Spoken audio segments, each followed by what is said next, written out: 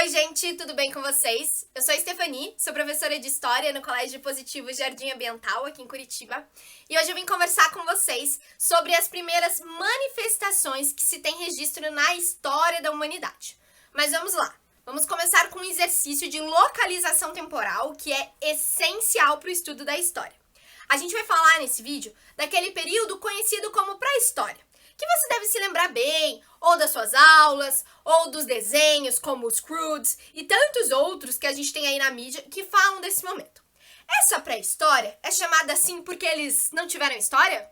Não, pessoal, nada disso. Eles tiveram história, tanto que a gente estuda sobre eles. Mas antigamente, ao definir quais seriam as eras, essa divisão histórica, determinaram que essa pré-história seriam dos povos que não tinham a escrita, que não tinham desenvolvido isso, que vem se desenvolver posteriormente lá na Idade Antiga com outras civilizações. Mas isso é papo para outro vídeo. Hoje vamos falar sobre essa pré-história. Quando a gente olha lá para a pré-história, a gente vê diferentes divisões. O que a gente vai falar aqui é sobre o Paleolítico e um pouquinho do Neolítico. O Paleolítico é mais ou menos 30 mil anos atrás, então você percebe que é bastante tempo. Quando a gente tá falando disso, tá falando de Homem das Cavernas, já deve ter vindo aí na sua cabeça algumas imagens do tipo pinturas rupestres. Aquelas pinturas, de homens palitos, de animais, na parede das cavernas. Então vou explicar pra vocês o que é isso. Eles acordavam e falavam, nossa, hoje eu acordei meio Van Gogh, vou pintar? Não, não era sobre isso o sentimento, dessa pintura. Acredita-se, e vários pesquisadores pesquisam isso dentro dessa área, tanto da história da arte quanto de arqueologia e tudo mais, que ela tinha um sentido místico, um sentido de ritual mágico, que ao pintar ali naquela parede daquela caverna, eu estaria projetando aquilo que eu queria pro meu dia. Por exemplo, nossa, hoje a gente precisa caçar um boi, porque eles eram caçadores e coletores, bem importante falar sobre isso com vocês. Então eles pintavam aquilo, eles projetavam aquilo que eles queriam caçar, num sentido de misticidade mesmo, sabe? No sentido de projetar aquilo ali do futuro. Então, esses pesquisadores defendem que aquela pintura ela valeria somente para uma vez. Outros pesquisadores também podem defender a teoria de que elas estavam ali para ilustrar como um diário, digamos assim, o que tinha acontecido no dia.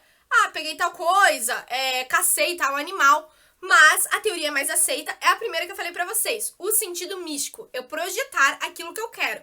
Então é mais ou menos na ideia de pedir por aquilo, Enfim, eles faziam isso. Mas um engano nosso é achar que primeiro essas pinturas elas estavam assim, na primeira parede da caverna, porque às vezes a gente tem essa imagem, de que era de fácil acesso, e não era, elas estavam lá atrás, escondidas nas cavernas. Então também demonstra uma certa preocupação do local disso, num sentido místico, de ritual mágico. Outra coisa, a arte rupestre, ela não é limitada somente às pinturas. Esse é o engano que a gente tem. A arte rupestre também vale para as esculturas feitas na época. Esculturas que tinham mais ou menos o tamanho de uma mão e que eram feitas a partir de ossos, feitas a partir de outros materiais, pedras também, tá? E que também tinham esse sentido místico e que foram encontradas posteriormente. Como que a gente sabe desses povos se a gente não tem registros escritos, Na história, a gente utiliza diferentes fontes. E nesse caso, essas fontes não são fontes escritas, como vocês perceberam.